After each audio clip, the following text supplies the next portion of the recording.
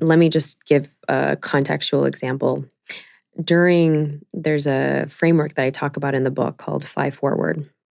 And we've already talked about the sucks and the magical moments that sucked. And now, when you actually have a fall, whether it's a breakup, whether it's a loss, whether maybe it's a loss of an identity if you've just had a career shift or a career change, or maybe you got fired from your job, you didn't get the promotion that you wanted, you have this sense of fall. And that's step one. Something unexpected has rocked your world. You got a medical diagnosis. You got really sick. It wasn't supposed to happen, but it did. Mm-hmm.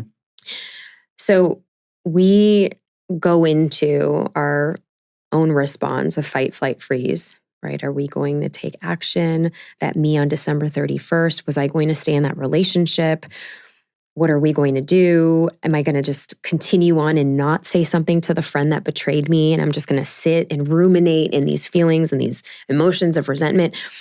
Or am I going to take the next step?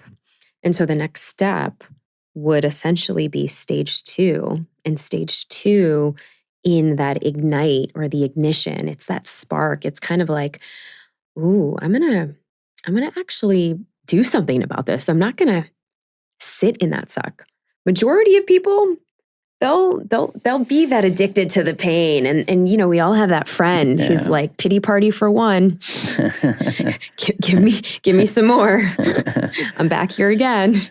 I want to talk more about my suffering. Also pity party of 3 or 4 sometimes. It's very true. You can have a really good pity party. And there's a story of one of my clients in the book. She gets ghosted for the first time and she's going through a breakup. A tough one. And she's actually one of my former clients, but she decides that, no one was ever going to love her again.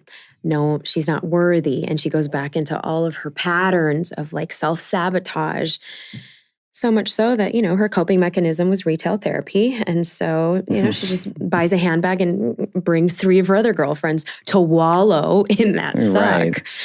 Because why? Because it feels good. It feels good to get addicted to that. And I'm not trying to say that, to invalidate your feelings. Totally wholeheartedly go ahead and feel the feels. We've got processes to do that. But when we are addicted to sticking in the suck, when we're not even looking at our own reality of, well, is this really true? Am I not lovable? And I think it's something that you say a lot as well, is really going into that introspection of ourselves and to date ourselves and to really say, well, actually that isn't true. I can count on one hand at least a few people that love me, right, including myself, hopefully myself. And in Priest's story, I resonate a lot with that because I think for so many of us going through a big breakup or a big fall, we think that's the end of the world. Mm-hmm. We think that we're never going to find love again. We think that, how am I ever going to climb out of this mess? How am I ever going to climb out of this suck? It's hard to see the way out. And you can't see, and you can't, it's kind of like that me on December 31st. It was so uncertain, right? But you know that there's something inside of you that needs to shift and make a change. And that spark, that's what leads you. So that stage 2 is that spark. And that leads you to make a different decision.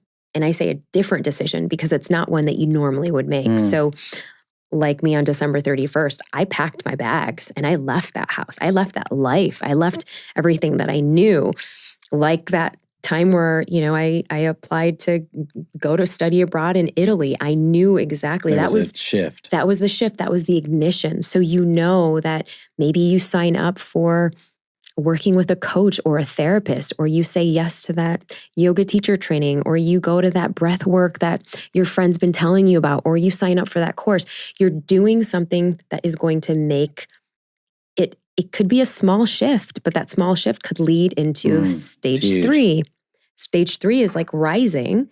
And the rising stage is what you're talking about. It's embracing the duality of both feelings, because you're maybe reserved at maybe trusting other people because maybe you had a bad breakup, maybe there was infidelity, maybe something was going on, and maybe you're not really trusting yourself, but you're actually curious.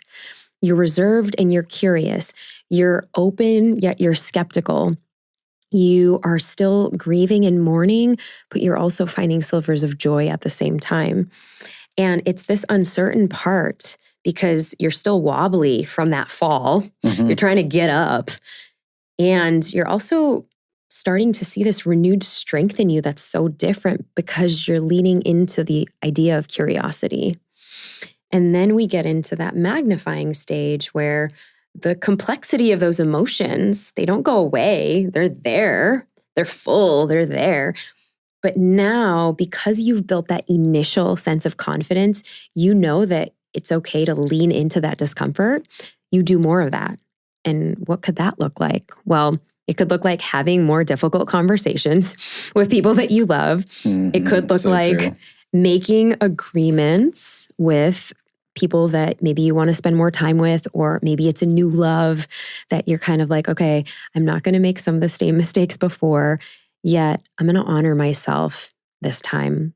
And maybe if I want a partner that's honest, I'm going to be honest. If I want a partner that's vulnerable, instead of thinking that they're going to read my mind, I'm actually going to go first. And I'm going to say, hey, this is what I want. And take me as I am. And if you can't meet me where my needs are, okay, great. I think most of the time we just don't have that vocabulary. Yeah, it's so true. And we don't know how to even lean into the discomfort of saying what our needs are because we're so taught, our human condition is taught, well, we want to please, we want to belong, we want to feel accepted, we want to feel love. And so we'll sometimes diminish our light just to meet the other person's needs, but maybe that can happen. And this is what we do in that magnifying stage where we are no longer afraid to share those boundaries. And then step 5 to thrive, the thriving stage, is not that, oh my gosh, I'm going to live this flourishing life and nothing bad's ever going to happen. It's like back to step 1, right? Like, it really is. It basically is. It's like, oh, okay, the universe is like, nope, actually, there's some more work there. And the next time you fall, it might not be as grand or big. Maybe then you're catching yourself in a different way, or you have a little bit more awareness and more perspective. And that's the beauty of it, that you actually have this intuitive sense, and there's a part of you that's integrating the pieces that maybe you didn't accept in yourself before, because you know you're just human, you're doing the best that you can, and you're a little bit more gentle. And that's where the gentleness and the softness comes from what I call the audacious resiliency.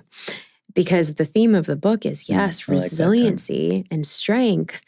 But in order to have that strength, there has to be your agility, right? If we take Latin, for example, resilience in Latin means resiliere, which means to bounce. It doesn't mean that if I have a glass here and I take that glass of water and I let it go, well, that glass is going to shatter. But then you're like, wait, no, but Neeta, that glass is strong. It's tough. It's resilient. It's all of the things that I was told when I was little, by the way. But yet it breaks versus a ball that bounces. It has a little bit of give. It has a little bit of that softness, the agility. And that's what we need to cultivate more of. And in the thriving stage, you are tender with yourself, and you're not judging yourself. There's no self-critique anymore because you're like, I'm a work in progress. And that's all that matters. And that allows you to fly forward.